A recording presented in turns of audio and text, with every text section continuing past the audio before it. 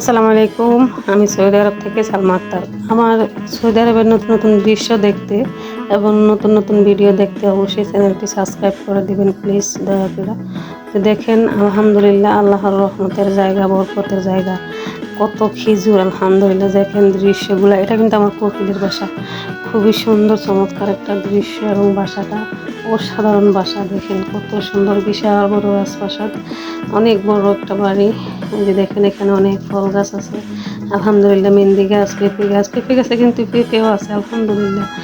অনেক সুন্দর সুন্দর গাছগুলা। তারপরে চলে আসলাম আমরা মাজরায় সবজি নেওয়ার জন্য। এদিকে হচ্ছে পেঁয়াজ গাছ হচ্ছে এগুলো বিচি রাখার জন্য, মানে পেঁয়াজ গাছের বিচি আসতেছে।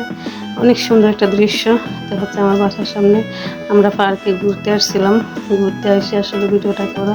তো যদি ভালো লাগে অবশ্যই চ্যানেলটা সাবস্ক্রাইব করে দেবেন আশা করি,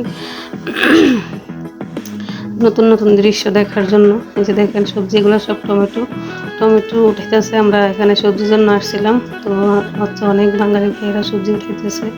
আর খেজুর ভাই কেমনি সম্ভব আমি বুঝি না, এত ধরে আলহামদুলিল্লাহ, এত সবজি আর এত, মানে যেটা যেভাবে লাগে এভাবে হয়। খেজুর দেখেন একদম গোড়া থেকে আগা পর্যন্ত কত সরা যে আসছে, মনে হয় গাছে নিজেও জানে না। আলহামদুলিল্লাহ, বরকতময় দেশে, বরকতময় জায়গা, বরকতময়ী ফসল হয় আলহামদুলিল্লাহ। অনেক মানে যেটা রুয়ে মানে যেটা লাগায় এখানে তো সব বালু আর পাথর, এখানে কোনো মাটি নেই। তারপরেও দেখেন আলহামদুলিল্লাহ আল্লাহর বরকত রহমত কীভাবে আল্লাহ দিছে। তো রাত্রের বেলায় আসলে আমি মসজিদের সামনে আসছিলাম আর দোকানে আসছিলাম। আসার পরে দৃশ্যটা দেখে খুব ভালো লাগছিল, যার জন্য আমার এই ভিডিওটা করা। অবশ্যই চ্যানেলটা সাবস্ক্রাইব করে দিবেন প্লিজ। সবাই পাশে থাকবেন আশা করি। আমি আসলে গরিব মানুষ, আপনাদের ভালোবাসা এবং আশা নিয়ে আমি চলে আসছি। তো দেখেন আমার বাচ্চারা হচ্ছে এখানে ঘাস উঠাইতেছে। ওই যে ছোট্ট বাবারা, আমার ছোট্ট বাপজানটা হচ্ছে যেখানে ঘাস কাটতেছে। কাউন গাছ চিনেন? কে কে কাউন গাছ চিনেন অবশ্যই জানাবেন। আর মানে আগের যুগে হচ্ছে কাউনের ভাত খাইতো, মানে ভাতের সাথে কিছু কাউন দিত।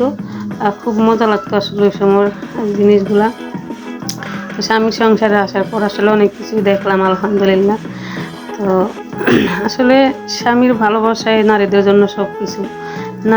নারীরা যদি আসলে স্বামীর ভালোবাসা না পায় তাহলে তার সাথে ব্যর্থ বা কষ্ট, দুঃখ, যন্ত্রণা কিছু হয় না।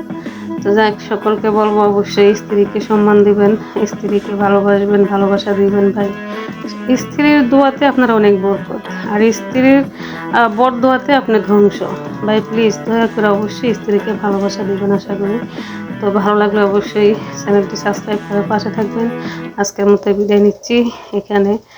আল্লাহ হাফেজ, সবাই ভালো থাকুন। আসসালাম।